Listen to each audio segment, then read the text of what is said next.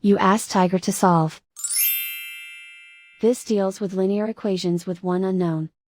The final result is v equals 5. Let's solve it step by step. Group all constants on the right side of the equation. Add 2 to both sides. Simplify the arithmetic.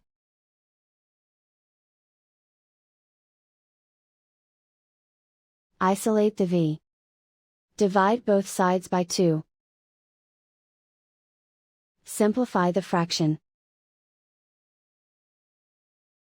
Find the greatest common factor of the numerator and denominator. Factor out and cancel the greatest common factor. And so the final result is v equals 5.